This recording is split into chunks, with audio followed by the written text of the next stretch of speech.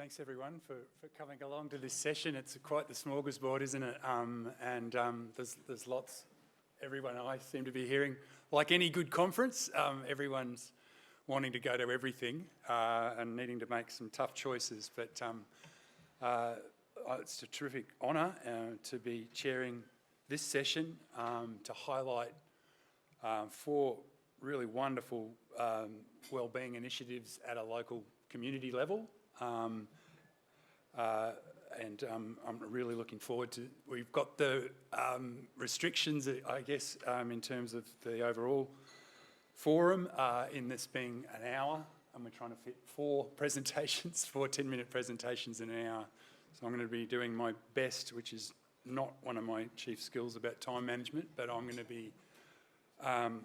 be a professional and be ruling with an iron fist in terms of that time allocation, because I really do think, I'm very confident that we'll have a very spicy Q&A session to follow after such wonderful presentations. So in part of saving that time, I'll kick it off without giving the bio that you've all got for each of the speakers, but kick off with a great friend and Kate Sollis and her work in the Bega Valley. Kate, if you're good to go. Thanks, Kate. Cool, thank you, Geoff. And I'm not quite sure what's happened to this slide, but it should say empowering the Bega Valley through collaboration, data and action. So thanks so much, Geoff, for the introduction. So I'm Kate Sollis. I'm president of the Bega Valley Data Collective. I'm also very confusingly a research fellow at University of Tasmania. But the Bega Valley is where my heart, mind and body are pretty much all the time, and occasionally my brain is in Tasmania. Today I'm just going to be giving a little overview of the Bega Valley Data Collective, what we do, what our initiatives have been, and what our plans are for the future. So if you're not familiar with the Bega Valley, you should become familiar. It's an incredibly beautiful area, just about 3.5 hours drive from here. So in the far south coast of New South Wales. You've probably heard of Bega cheese, so we're a very strong dairy farming area, and we also have incredibly beautiful coastline, huge amounts of nature, and a really strong sense of community spirit. And I think that's one thing that sets Bega Valley apart from a lot of communities, and this can be evidenced, for example, through our high rates of volunteering. So the Bega Valley Data Collective initiative really stemmed following the Black Summer bushfires. So unfortunately, the Bega Valley was very badly hit by the fires. You can see here on the left is the devastation in a town or a village called Cobargo, which was very badly hit. And you're probably familiar with the scenes of that. This is where Scott Morrison did his famous handshake and visited the community really for more of a photo opportunity rather than any real tangible help and support. So following the Black Summer bushfires, a lot of money flowed into the community, which is obviously very important. But there was a real sense amongst the community that this money wasn't being spent in the right way and the community weren't involved in decision making and how that money was spent. So the Bega Valley Data Collective was started by a man named Tim Whitaker, who's still very much involved in the initiative, and he felt that providing community members access to data would help support community-led decision-making and help kind of democratising the data initiative to kind of support community members to have more of a voice and empower them further. So our vision for the Bega Valley Data Collective is a thriving Bega Valley where evidence and collective action is used to ensure enduring wellbeing for all its people, places and environments. And how do we do that? So our mission is to empower our community to thrive together through a community wellbeing framework based on collaboration, data and action. And our key flagship initiative is Living Well in the Bega Valley, which I'll talk about more in a few moments.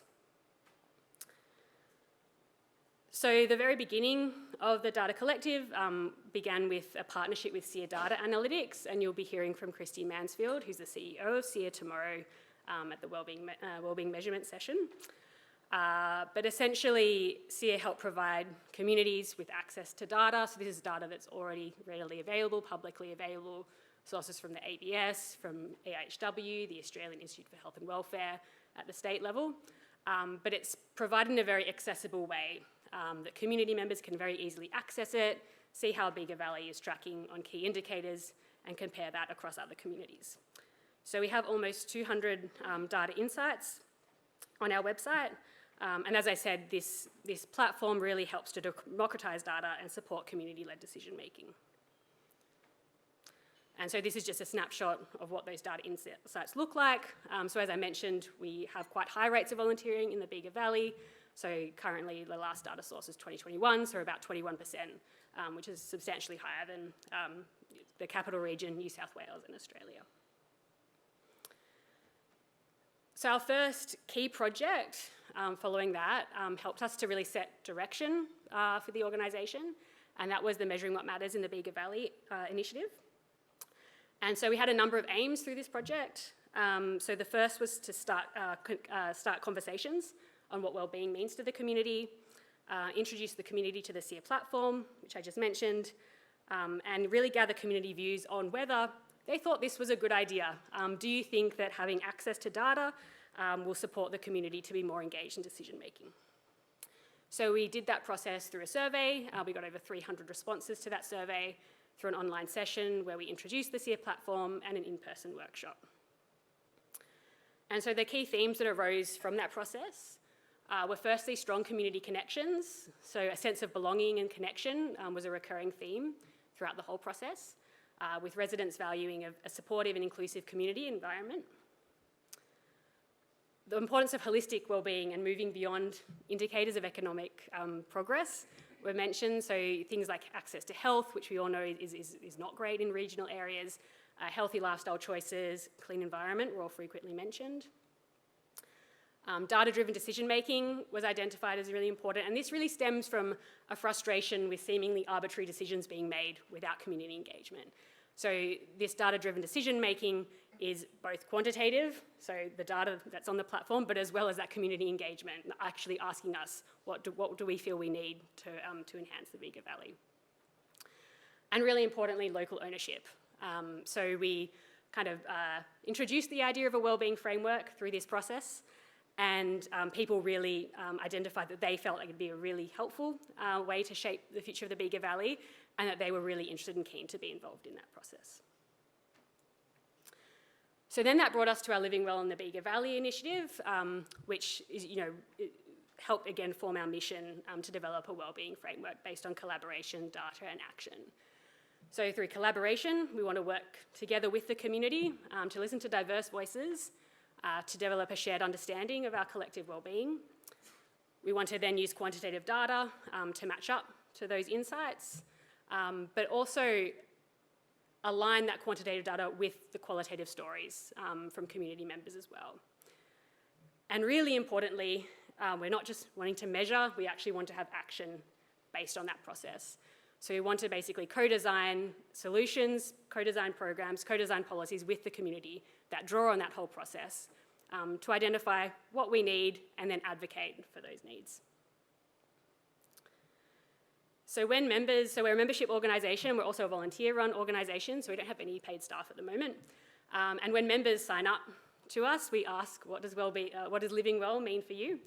And so we hear things like spending time with quality time with family, meaningful employment, connection with community and nature, where leisure time is considered a need, not a luxury, and a community that provides a decent quality of life for everyone, not just the big spenders.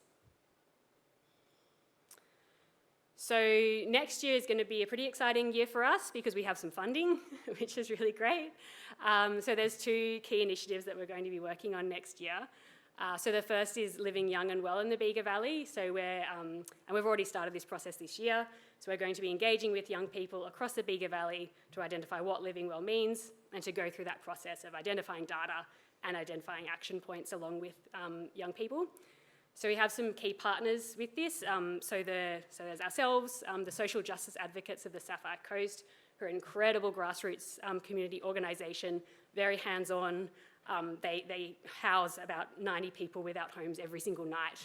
So they're doing very, very grassroots work. And they have a to identify, to get some, I guess, preliminary understandings of what living well means, but then also asking them, how can we better engage young people in this process? Who should we be engaging with? What are the key mechanisms for that? And we're also really fortunate to have University of Canberra as a key collaborator as well, who are providing some funding for this project and also some in-kind resources as well. And we also have our Living Well by Measuring What Matters in the Bega Valley project, which is funded through FRRR, the Foundation for Rural and Regional Renewal. And that is really, again, to go through that process, so that same process of collaboration, data and action with the whole community. So we'll be doing that through mechanisms like online surveys, through workshops, through community engagement activities like just going to the markets every week, going to events, so meeting people where they're at. Development of data storyboards, so we're moving away from the terminology dashboards and having storyboards where we have the quantitative data, but then insights alongside those. And then really importantly, co-designing solutions and action points as well. So that will culminate in a final report where we can, kind of in a 1 or 2 pager, really show the Bega Valley what the outcomes have been and where we're going with this. So that's it from me. If you're keen on keeping in touch, we've got our email address there, and you can subscribe to our newsletter. You're welcome to email me or the info@begavalley.data.com.au email address. We also have a petition going for our Living Well in the Bega Valley initiative, which people inside and outside the community are welcome to sign if you think this is a good idea. It's really helpful for us to be able to advocate for this initiative within community, but also to funders and to government and so forth. So I'll leave it there. I'm really interested to hearing all the other amazing work that's going on in other communities across Australia. Thank you. Thanks so much. Thanks so much, Kate. And I know that was a very condensed picture of a really deep and hugely energising story that's happening there in the Bega Valley. So thanks for sharing that with us. In the same vein, it's a great pleasure to now invite Shayne Hyman from the Stratford Community Association, working on a project that me and colleagues at the University of Canberra with Kim and Horton and Jackie Shermer, who everyone's seen, and Kimberly Brown, around building regional wellbeing into decision making. Look forward to hearing your 10 minutes. Thanks, Shayne.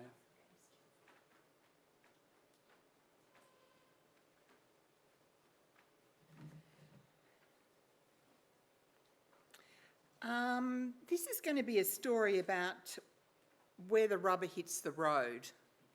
I'm Shayne, g'day. I'm the president of the Stratford Community Association. We're a volunteer committee.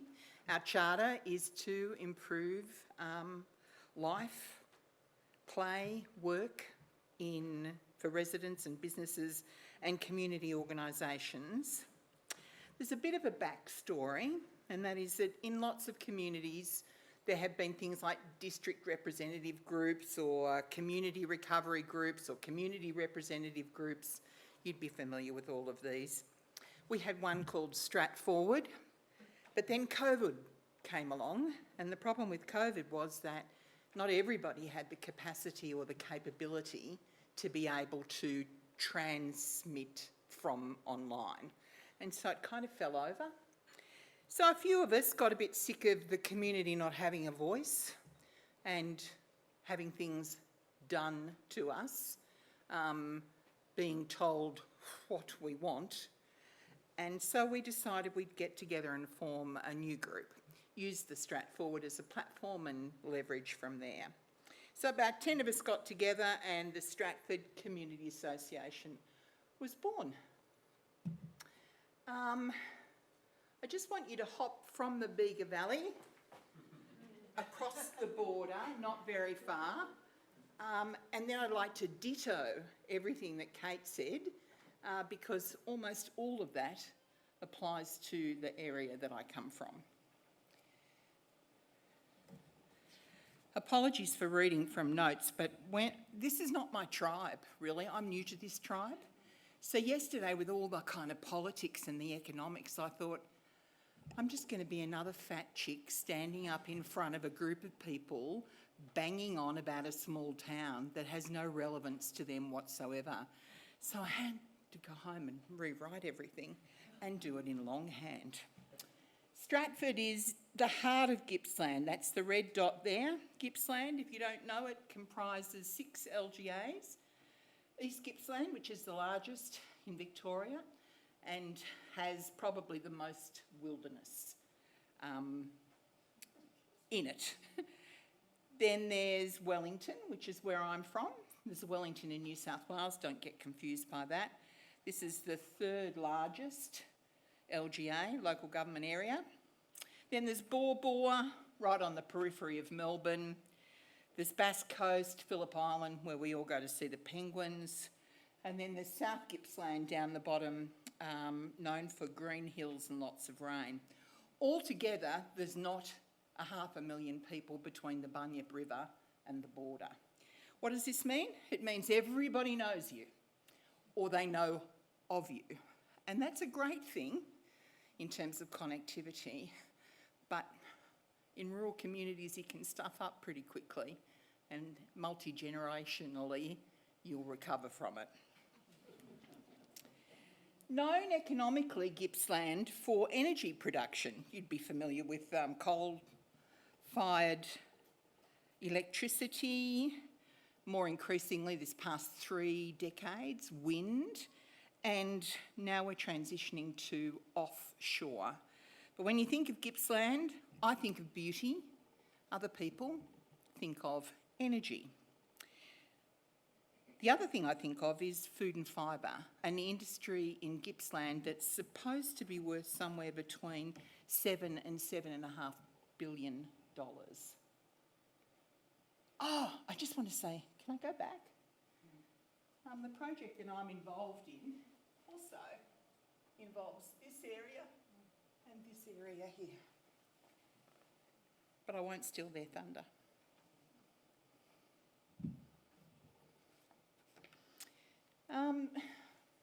This is the Avon River. Couldn't have a Stratford unless there was an Avon River.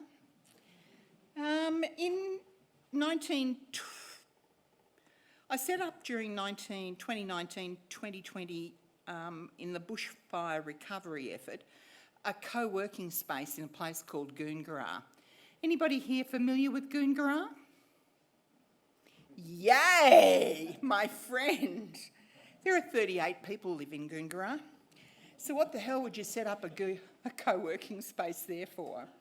Well, because there are travellers and there's an outreach nurse, and it actually is used much more than you could imagine. So the Stratford Community Association wanted to set up something similar to encourage farm-based businesses, home-based businesses, micro-businesses, trade businesses, of which we estimate there are between 50 and 100 in the postcode 3862 area, where Stratford is. And we wanted them to connect and collaborate off the back of COVID, where everybody had been in their homes. So we put in for a business wellbeing grant. Yes, there was such a thing. And we got, under a banner of strong business, strong community, we asked for 15,000 and we set up, you can do a lot with 15,000 in a community like Stratford. I'll pass the hat around later. And we set up the Engineer's Hut, which has got 4 beautiful little workspaces, high-speed internet, and it's in the middle of a creative precinct where you look out the window, and if you open the window up, there's lemon-scented gums, which bring you to this euphoric state where creativity is penultimate. I recommend that for $10 you pop in next time you're driving through.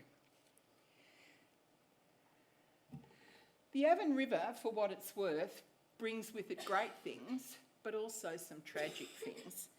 It's supposed to be the fastest rising river in Australia, and the fastest rising and falling river in Australia. In 1950, which is I think the last time we lost somebody, the way into town used to be further around the bend there, but Mrs. Beachy was on her horse, cracking her whip, moving some cattle off the lowlands there up into the township when the old bridge gave way. It's well positioned though, because there's two rail bridges, one of which can't be used anymore because of the camber on it, and then the road bridge over there. It's a pretty spot. There are fossils down amongst the sand, and there's fish. Another great reason to visit Stratford. There's about 3,000 people live within 5 kilometres of the township, about 3,600 within postcode area 3862.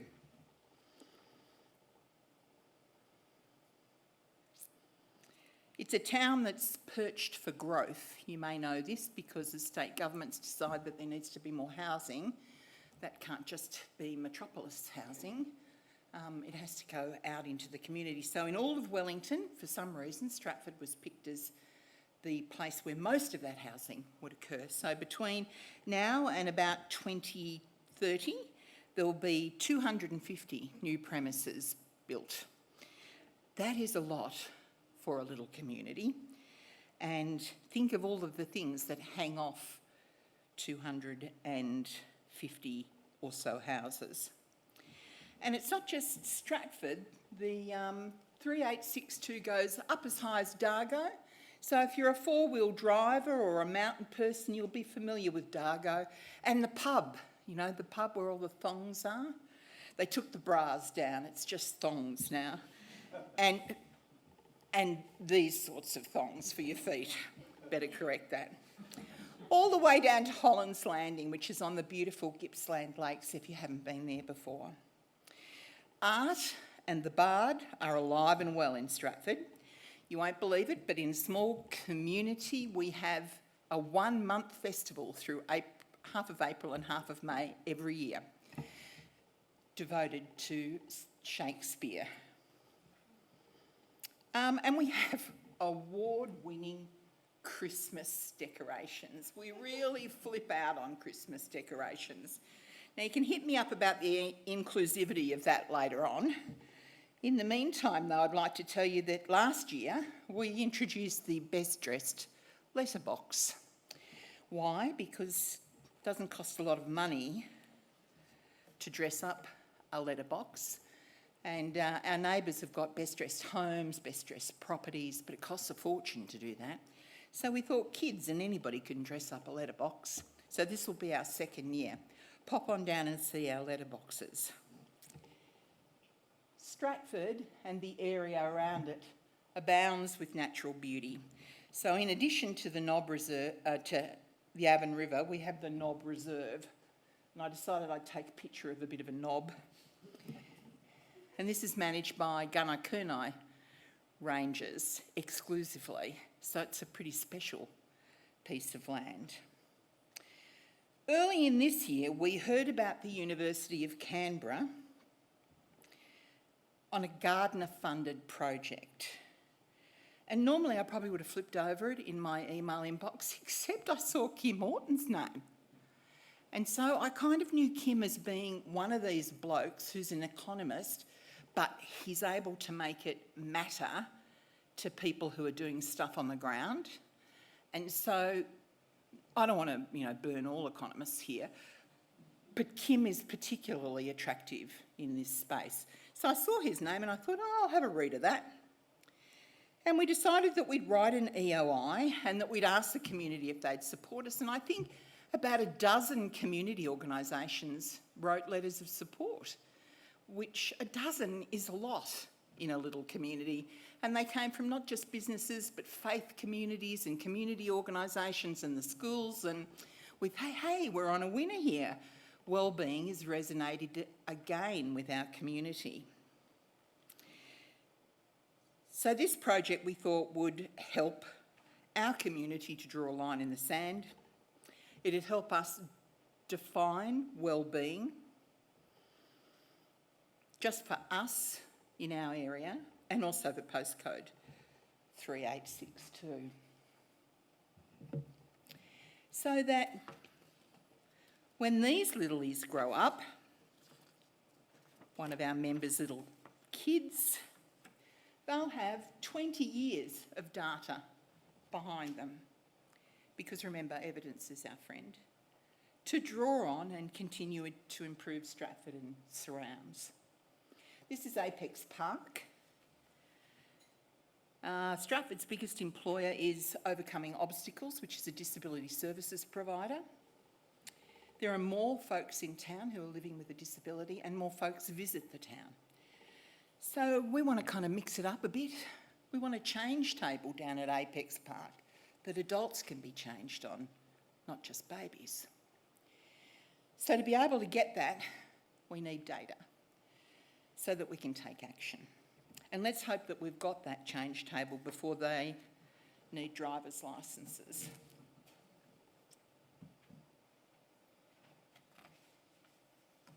We know, the community knows, through our observations and experience, that the economic health definitions are way too narrow for us when it comes to wellbeing.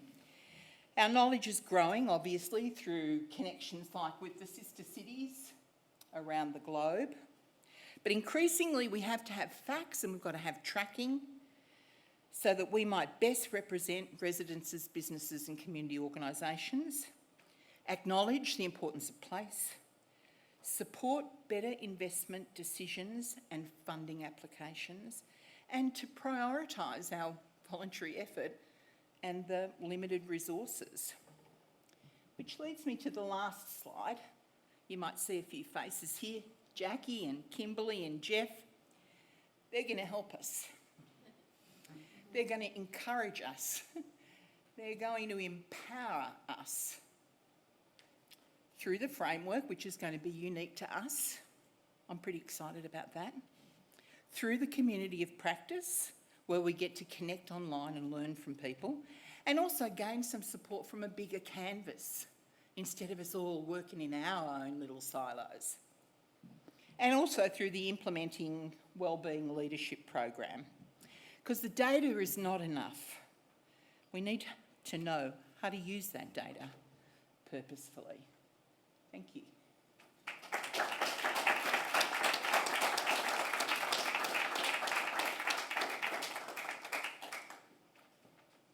Thanks so much, Shayne. That is wonderful from the heart and from the place itself, and what distinguishes Stratford as an amazing community. We're so enjoying working with you and working alongside lots of Stratford community members, and in Shepparton and Gannawarra as well, with that Shayne made mention of. Really want to keep the momentum going with the next presentation. I did just want to make a connection between this whole project and the first of these. This is now the third forum on wellbeing. The first one here at University of Canberra in late 2022 had one of the speakers was Stuart McAwath, who is chairing this project's advisory committee. Stuart was a graduate of the Australian Rural Leadership Foundation's core leadership course, in which the cohort of about 15 members or so, this is the year before COVID, 2019, all landed on wellbeing being the absolute priority, and they didn't just land on that, they were determined to make sure there was something that was done from their experience in that leadership course, and this was effectively the product, and so can't thank him enough. People remember that presentation from Stu was highlighted by a terrifically honest and upfront sort of video about people's thoughts on well-being, which weren't, it's the bee's knees, but it was very much about, ultimately, is really important. And I think I just want to acknowledge that and making the connection with the project that's now underway. Next, we've got Melina Chan. Melina was going to be accompanied by her ED at Castlemaine Institute, Lexi Randall-L'Estrange, but Lexi's not so well today. Hopefully she'll join us tomorrow, but look forward to hearing the Castlemaine Institute story. Thanks, Melina.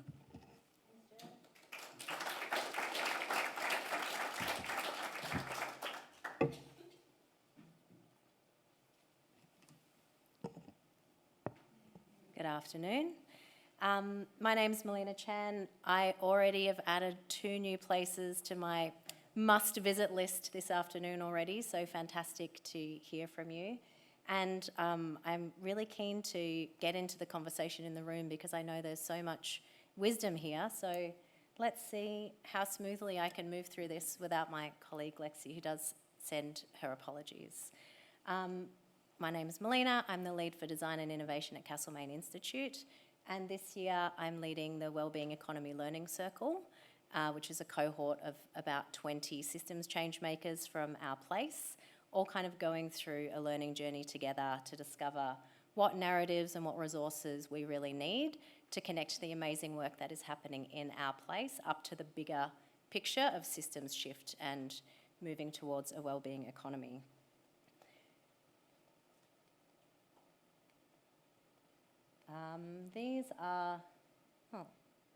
These are different to the slides I have, and that's totally okay. So these are some of the things that we'll be covering today.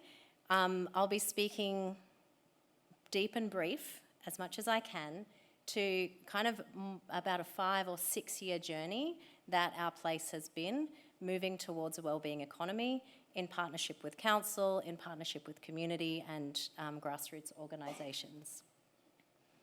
For those of you who don't know Castlemaine Institute, we are an approved research institute, and our work currently centres around 4 interrelated themes of wellbeing economy, ageing and prevention, resilient homes and neighbourhoods, and cross-cultural ecology. We do action research and also have a consulting arm, and we're always looking for new places to learn from and alongside, as well as industry partners. So I love a good coffee catch-up or Zoom catch-up, as the case may be, more often than not. I also have offered to several of you in the room already to come and join a tour of amazing wellbeing economy action that is happening in our place, and maybe we can make it a multi-destination tour with some of my fellow presenters. So yeah, definitely grab myself or Warwick Smith for a chat afterwards if you're keen. I'll also pop my email address on here, hopefully.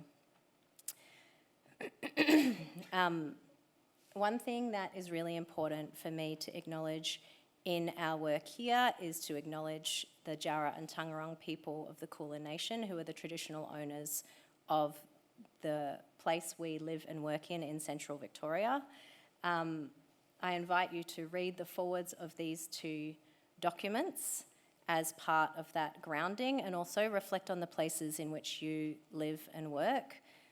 I want to make sure that as much as possible in our work and in our conversations, we're sort of journeying forward together in a way that is alongside and very much honouring and stewarding that leadership that our First Nations groups are doing in their own self-determination and in leading us in learning more about what it looks like to care for our place and environment. So the work to reimagine and reframe our economic purpose in the Shire started around 2019, and like all systems change, this sort of happened over a number of different projects with different actors playing their different roles, all at the speed of like ripeness and readiness and trust, yeah? So in 2022, some key opportunities came to fruition for us. We had the opportunity to partner with the council to develop their local economic strategy within the framework of a wellbeing economy, which was a major kind of milestone in the system being nudged in that right direction. And alongside that, we were given some funding to do some community engagement and visioning around really talking with diverse groups from our community about what wellbeing really means to them and what sort of community and environment and place they really want to live in. Through that, we got to speak to 250 people in person, and it was like a beautiful, messy, tricky, very colourful piece of work that surfaced some really common themes that we've already heard a lot of today. We also, at this point in time, were able to start our kind of monitoring and evaluation journey and that work is being moved forward by Vic Health, Deakin University and Dr. Melissa Kennedy in a 3-year research fellowship, which is a really exciting progress as well. This slide is really acknowledging that all of our work kind of sits on top of shoulders of a lot of work that has already taken place and is underway. And these are just some of the variety of organisations that we have had, received generosity from, had many conversations with, and that has sort of deeply influenced and shaped our work. So this slide is really just about we really aren't in this alone, and we can't be in this alone, because there's so much wisdom and so many lessons and so many mistakes along the way for us all to learn from. That's, something that I think is really important to name in the approach. These two documents are key documents for us. The Economic Development Strategy, published by our council, and what we are calling a trail guide. Our Deeper Roots strategy is our Community Wellbeing Economy Trail Guide. And each of these two documents are really for different audiences, and they really draw on and highlight different components and different perspectives of what a wellbeing economy looks like. The EDS document really talks more about assets, the financial side of things and formal employment, and our Community Economy Trail Guide looks at creativity and partnerships and ways that value flows, and talks about the care economy and those sorts of things. Also released this year, JARA, our Aboriginal corporation, released their own economic development strategy called Wakjarang, which means trading our way. And this is also a really important, although not our own work, really important work to make sure that we are journeying closely alongside as well. I'll just really briefly speak to some of the work that is unfolding for us this year, and then what it is that we hope to be doing in the next few years. So the Wellbeing Economy Learning Circle is a cohort of about 20 systems change makers from our place. They are all working on creating change and creating a better environment and community for us all in their own specific ways. So we have a community wealth building co-op, a composting collective, we've got a affordable housing advocacy network, we've got local council as a cohort member, our local health organisation also too, as well as an arts collective and cooperative. So it's quite a diverse cohort. And really the vision here was to create a space where they all had the opportunity to see themselves as systems change makers, contributing towards the same systems transformation that is, all in very, very different ways. We're about halfway through the program, and the program really looks at what's the language and narrative we need to be using for our various audiences, what sort of resourcing and funding and modelling do we need to build sustainability and evolution and learning and iteration into our initiatives, as well as what is the inner work that we need to do to be contributing towards this outer change. Something that we haven't spoken too much about, but I think is really, really important. I think we already heard about small country towns and how grudges can be really long held and die hard. So one of the things that we've been talking about in our cohort is how do we beef well together? We've, in some places we've got organisations that have had feuds for many, many years, and it's what does it look like for us to create the space to be able to maybe name some of those elephants in the room, to make visible what are the barriers that are keeping some things the way they are, and what is within our agency to kind of transform and change that. Some of the early insights here is we went to a lot of effort to try and design the program in a way that was not too burdensome from a time and energy kind of perspective, because there's very big capacity diversity amongst our cohort, And the feedback that we've heard is actually they want more connectivity, more in-person time, more time together just to connect and learn about one another's initiatives, which is a great learning so far.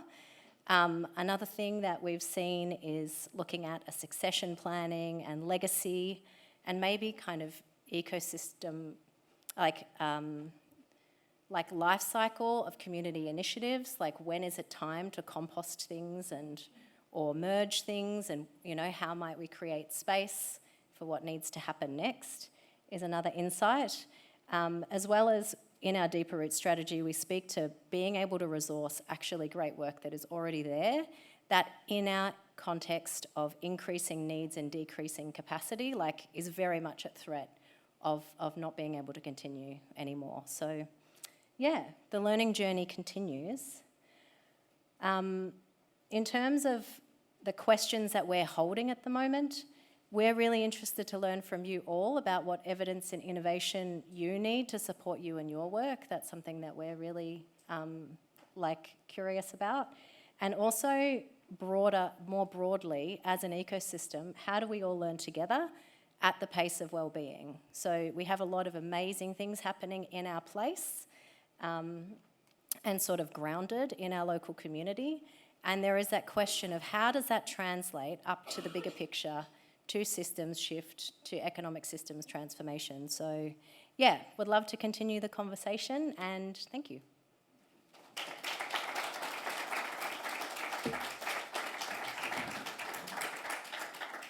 Thanks so much, Melina. Fantastic. Keeping the momentum. Last but by no means least, great pleasure to have great friend and colleague Brydie talk about creative change, a project that I had a little evaluation role which I was forever thankful for, and I think we've all got a bit of grieving about that the project's only officially finished earlier this year, but it's a great story, so I'll let Brydie, everyone's favourite academic, I have to say.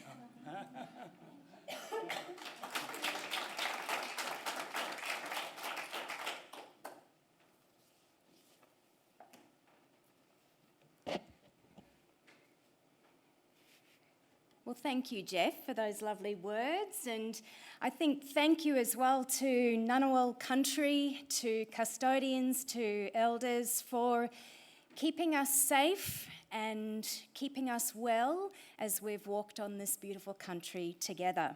And of course, thank you to the amazing organisers and to all the wonderful speakers in this session in the last couple of days.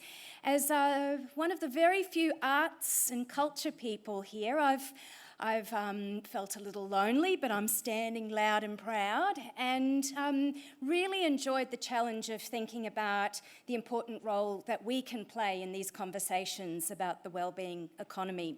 And I was reminded, of course, of the wonderful report that Mariana Mazzucato released just earlier this year, entitled The Public Value of Arts and Culture, Investing in Arts and Culture to Reimagine Economic Growth in the 21st Century.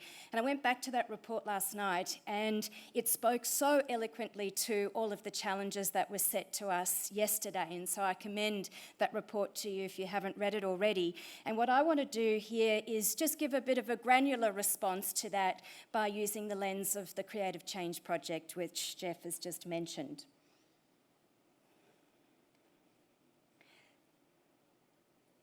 So when people sing, when they write songs, when they drum, or when they listen together, something shifts. First inside the person, then between people, and finally in the places that we share.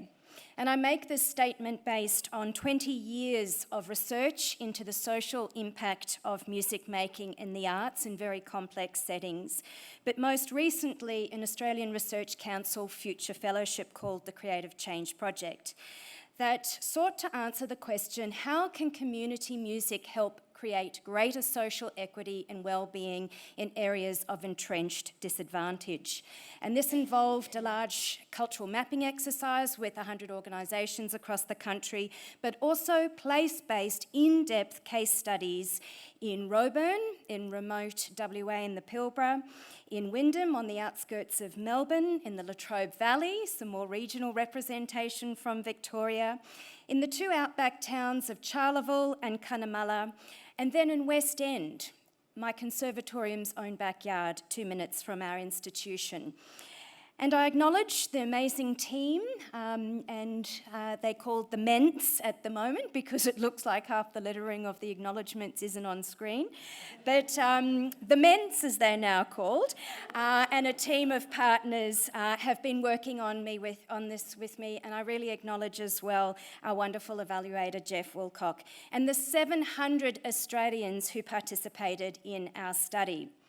In our work, we have seen very compelling evidence to show that community music strengthens confidence, connection, social cohesion, and civic life, where inequity, disadvantage, and disconnection bite hardest. And in my 10 minutes provocation, I'm wanting to share some very high-level summary findings of the most compelling insights from our place-based case studies and their implications for wellbeing in local community settings, which is the focus of our session today. On an individual level, community music creates low-pressure, inclusive spaces to try, to learn, and to experiment.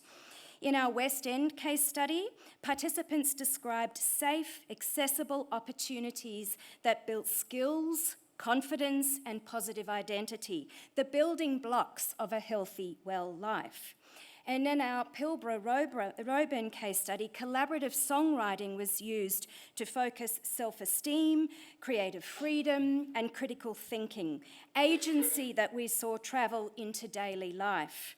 And in the many choirs run by the organisation Play It Forward in Wyndham and the Latrobe Valley, we saw them using the democratic instrument of the voice to include many entry points that linked self, body, and expression.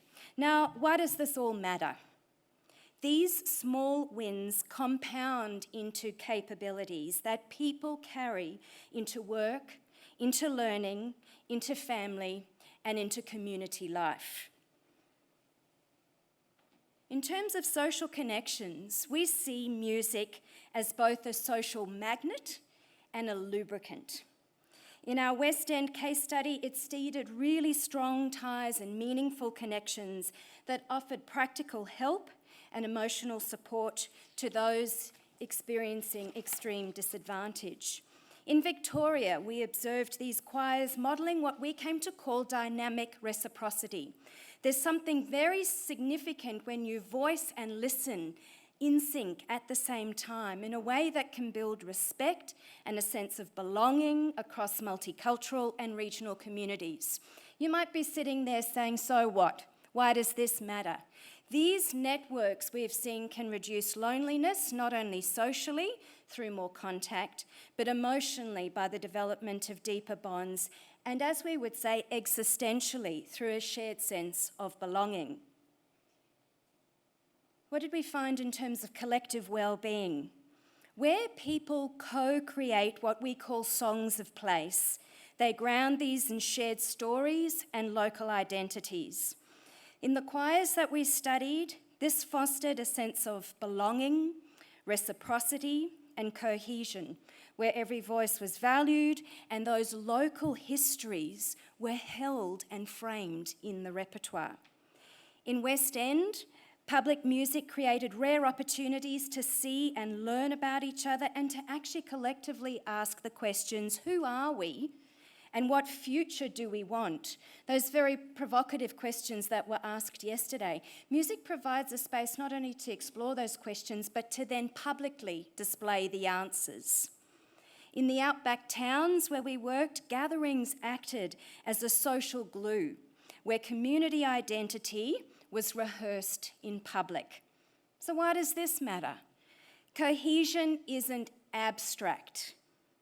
It's felt safety, mutual recognition, and an everyday we that music helps to localise in really place-based ways. So speaking of place and public space, We have seen music powerfully activate main streets, parks, churches, schools, reclaiming public space for safe gathering, local trade and constructive civic energy. In our West End case study, visible street music actually supported safety and business and helped residents imagine very different ways of being together. And it's an interesting place because there's a lot of regeneration happening there, a lot of people being pushed out, but music was one of the few spaces where people could all actually gather together still. And in the outback towns of Charleville and Cunnamulla, place-based cultural tourism initiatives alongside workshops and pop-ups weaved really interesting cultural, social and economic benefits all together right across the region. Why does this matter? Healthy places need rituals, and they need venues where we can practice being together as a healthy and well community. And music does this not only efficiently, but at a low cost. Another key area we saw in terms of wellbeing related to cultural justice and community healing, issues that came up yesterday in the conversations around Australia and how it imagines itself. In our Roburn work, it was a program run by Big Art, which is an amazing arts and social justice organisation, and a program called Songs for Freedom. It showed how intergenerational songwriting and performance can enable truth-telling, community healing and cultural rights to self-determination, whilst also educating wider publics and advocating for change. And in this case, it was around juvenile justice reform, and they had a highly successful national tour around that. Here, individual wellbeing and collective wellbeing are completely intertwined.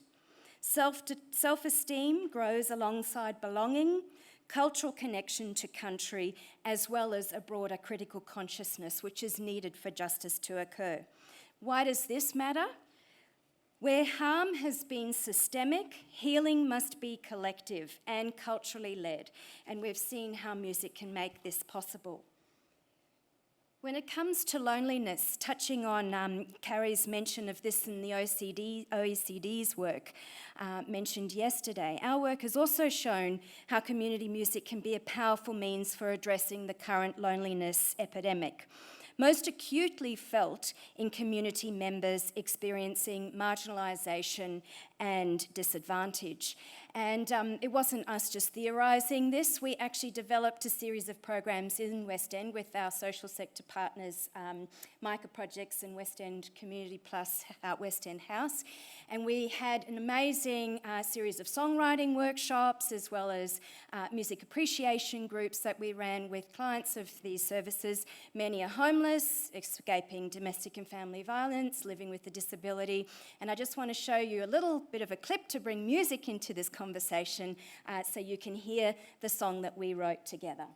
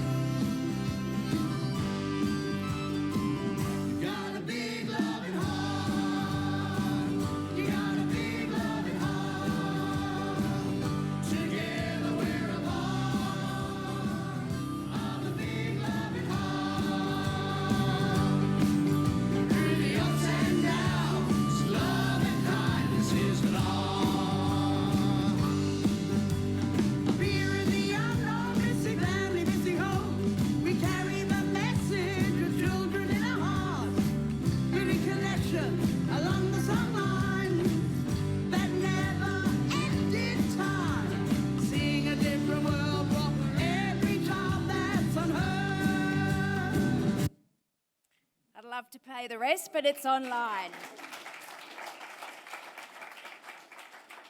I'm just going to skip to just a few final statements in the interest of time around policy implications. We've seen really strong and compelling reasons for why we might consider embedding community music in place-based wellbeing strategies.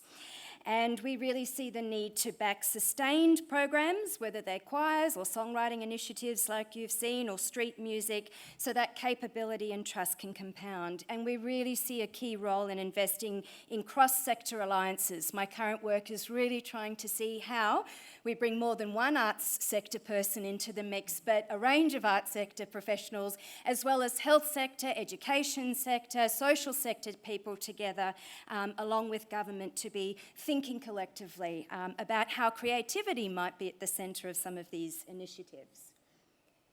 So lastly, if we want healthier people and stronger, fairer places, we need to invest in the simple but profound act of making music together.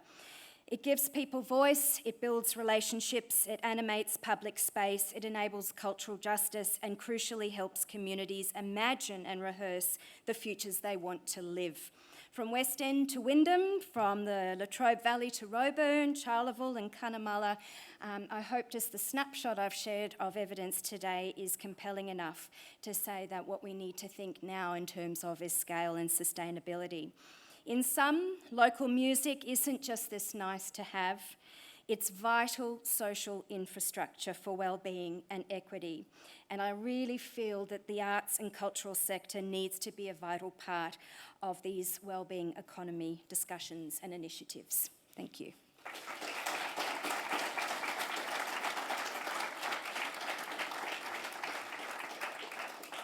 Thanks so much. Simon's been very clear with me that, and I think it involves, Kim was saying before, involves some getting outdoors to move to the next session, which is has to happen now. So thank you for everyone's participation. There were a couple of, what's it called? Still silo questions asked specifically of Shayne and Kate that I'm sure they can respond to. And thanks for everyone's participation. We knew we were always taking a risk with 4 wonderful projects to be condensed into the time we had, but I think it was worth pulling off. So thanks everyone. Ta.